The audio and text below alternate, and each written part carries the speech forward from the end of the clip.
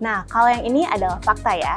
Jadi ada beberapa penelitian yang menyatakan bahwa ekstrak jeruk nipis ini memiliki sifat sebagai antibakteri. Jadi kalau misalnya kita mengalami batuk yang disebabkan oleh infeksi bakteri, ini bisa jadi salah satu pilihan terapi yang bisa kalian lakukan di rumah.